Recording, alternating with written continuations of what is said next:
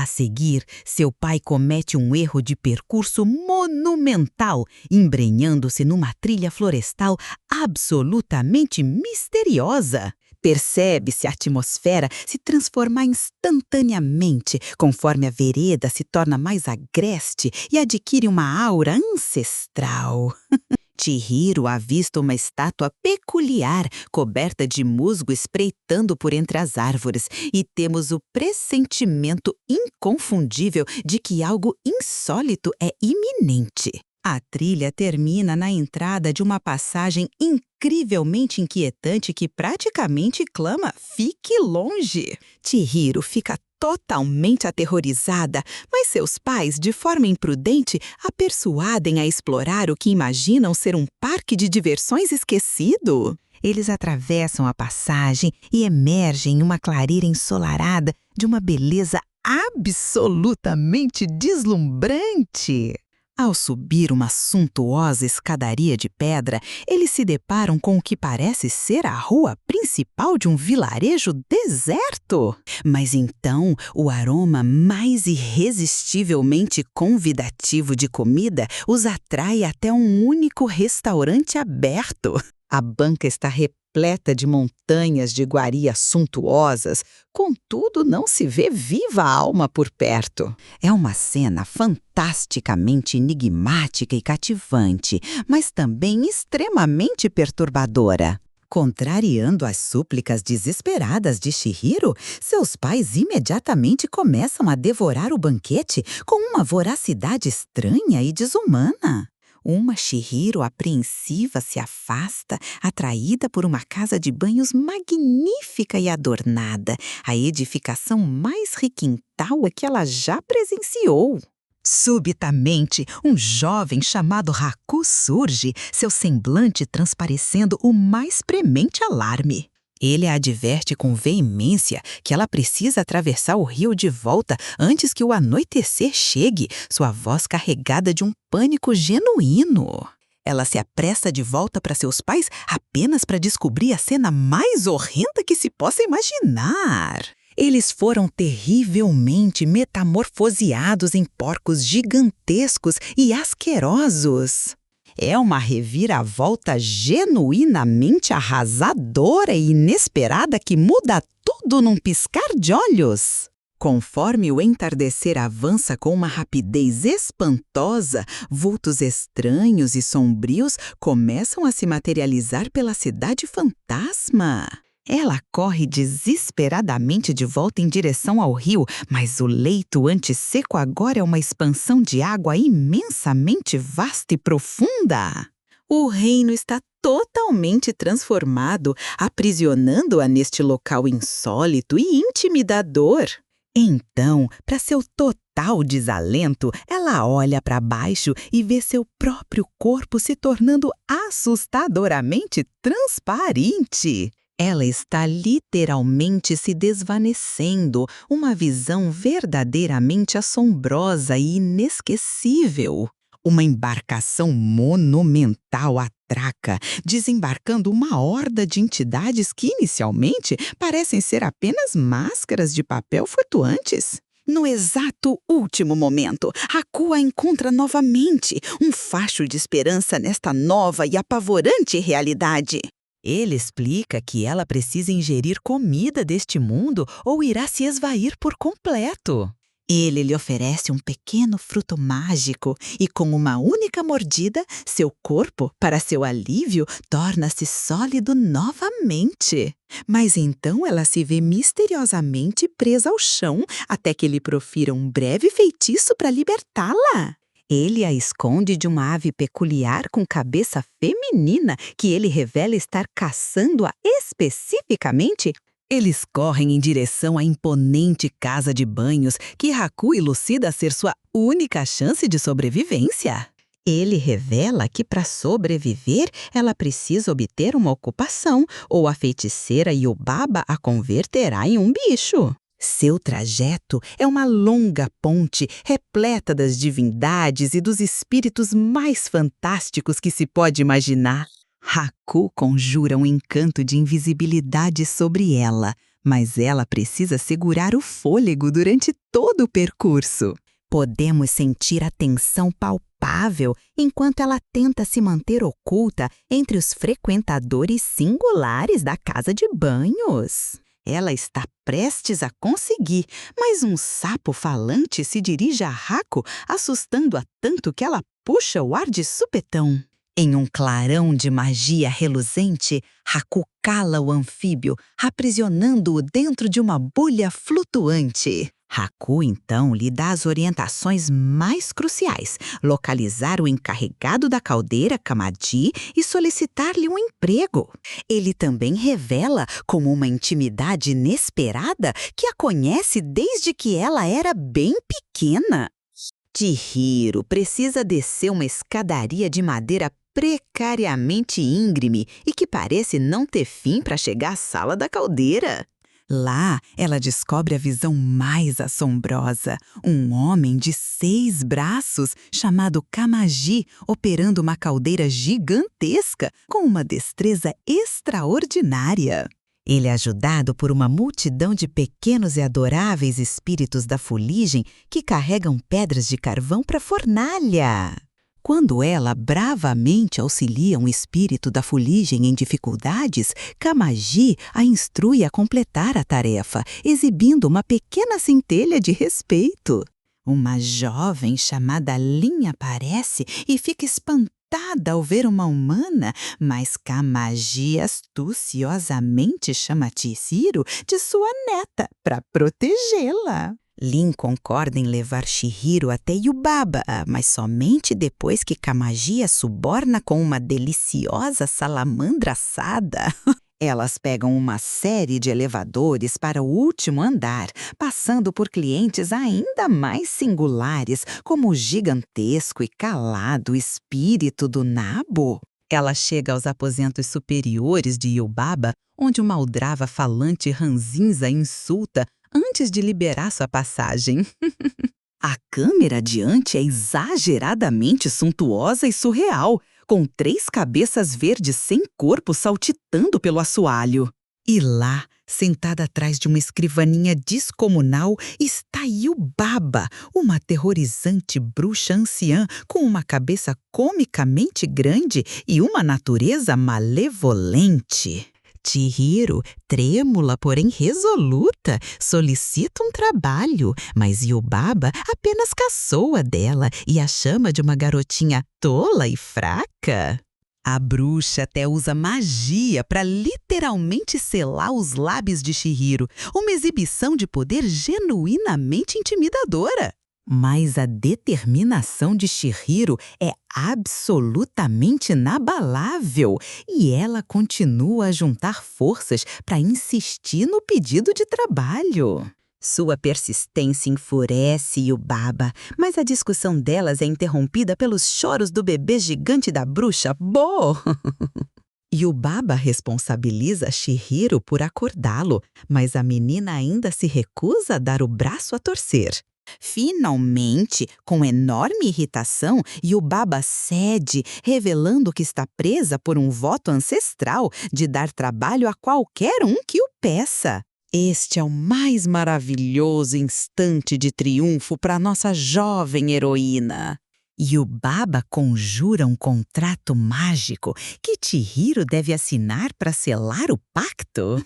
Mas enquanto ela assina, Yubaba comete o mais cruel ato de bruxaria imaginável. Ela remove magicamente os ideogramas do nome de Chihiro direto do papel, deixando apenas um para trás. Yubaba declara que o nome de Chihiro agora lhe pertence, um método de controle terrível. A partir de então, ela deve ser chamada apenas de Sen, com sua identidade real quase totalmente apagada. Hako surge para escoltá-la, mas age como se ela fosse uma perfeita desconhecida, insistindo que ela o trate por Mestre Haku. Os outros funcionários sentem repulsa de seu cheiro humano, mas Hako a incumbe de trabalhar com Lin, que a recebe com relutância. Lin a adverte para ser extremamente cautelosa perto de Haku, o alegado aprendiz de Yubaba. Naquela noite, Haku a conduz em segredo aos chiqueiros para o mais emocionante reencontro. Ela vê seus pais ainda metamorfoseados e promete a eles, em meio às lágrimas, que encontrará uma forma de resgatá-los. Haku lhe entrega suas vestes antigas e um bilhete com seu nome verdadeiro, Chihiro. Ele a alerta que Yubaba controla as pessoas roubando seus nomes e que ela jamais deve esquecer o seu. Ele confessa que não consegue recordar seu próprio nome e que essa é a razão pela qual está preso. Enquanto ele parte, ela o vê se converter em um imponente dragão branco, revelando mais um de seus segredos assombrosos. No dia seguinte, durante uma chuva torrencial, Sen nota um vulto silencioso e mascarado do lado de fora, em meio ao dilúvio. Em um gesto de genuína e simples bondade, ela deixa uma fresta na porta para ele. Este espírito é o misterioso sem rosto, e este singelo ato de gentileza dá início a uma série de eventos extraordinários. Enquanto isso, toda a casa de banhos entra em polvorosa com a chegada do que parece ser um gigantesco espírito fétido. Yubaba, em um momento de pura maldade, designa a Sena a tarefa hercúlea de lavar aquela imensa massa de imundície. O cheiro é tão forte que Sen mal consegue respirar, mas ela bravamente conduz a criatura até a grande tina de banho. Enquanto tenta limpá-lo, ela percebe algo pontiagudo, como um espinho fincado em seu flanco. Percebendo a importância da situação, a própria Yubaba se aproxima, oferecendo uma corda para extraí-lo.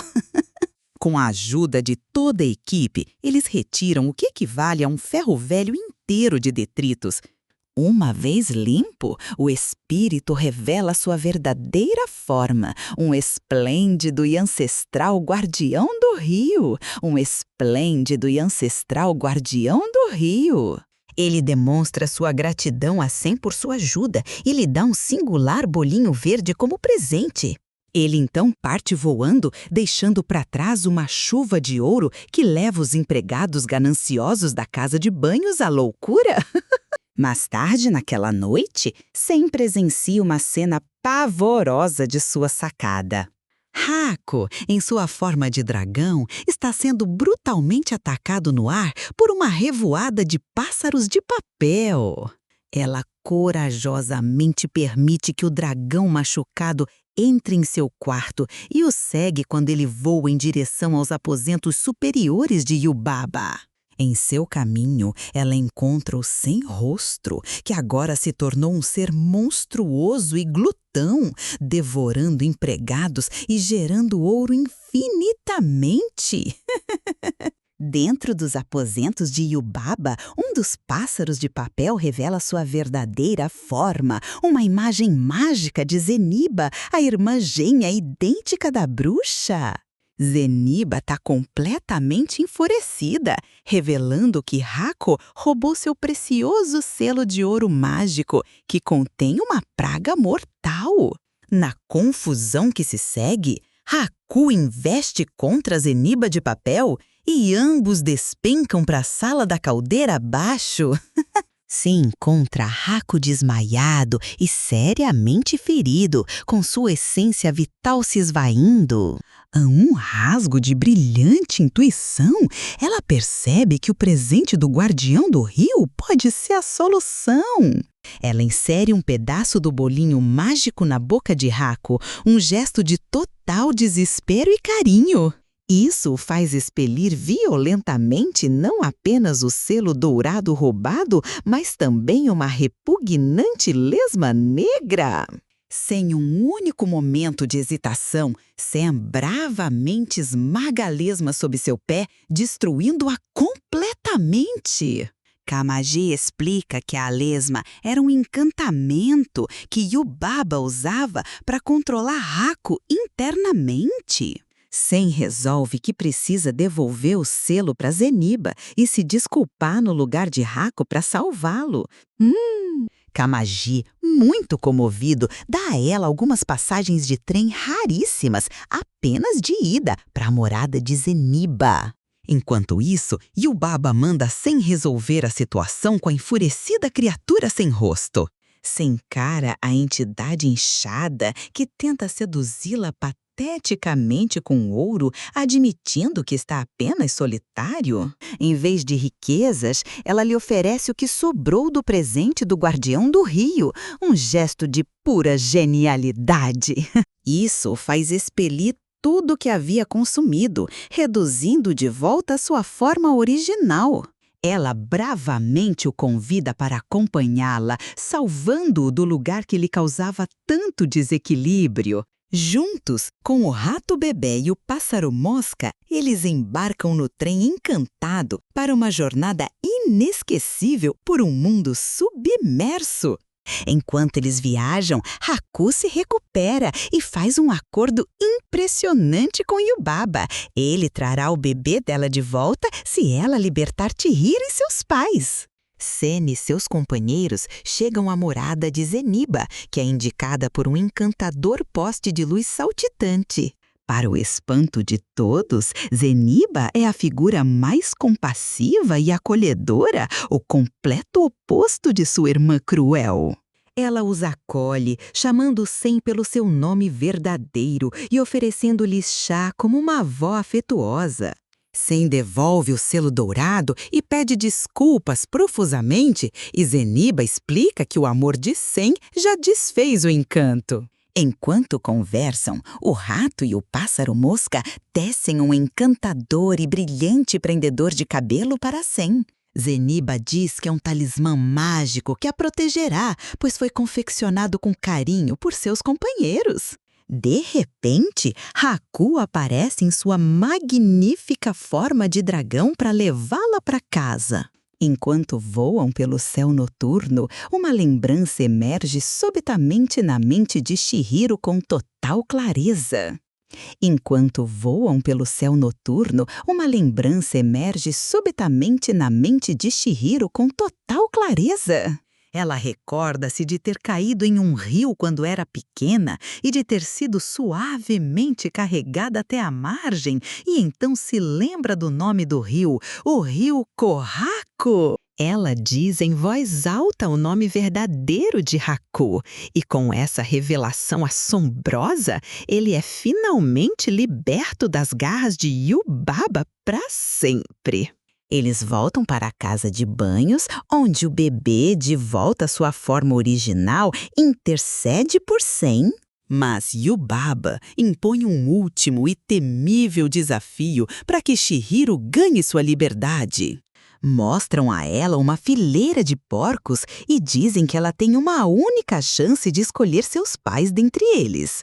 Com uma recém-descoberta perspicácia e convicção, Chihiro os observa e declara que nenhum daqueles porcos são sua mãe e seu pai. É o momento mais estonteante, surpreendente, e ela está completamente certa. Seu contrato imediatamente se transforma em pó e ela está finalmente livre para ir para casa. Ela tem uma despedida verdadeiramente emocionante e agridoce com Haku, que promete que eles se encontrarão de novo no futuro. Chihiro cruza de volta o leito seco do rio e reencontra seus pais, que não têm nenhuma recordação de tudo o que aconteceu. O carro da família está agora coberto de poeira e folhas, um testemunho silencioso do período em que ela esteve ausente. Ela entra de volta no carro, não mais como uma menina queixosa, mas como uma jovem amadurecida e valente.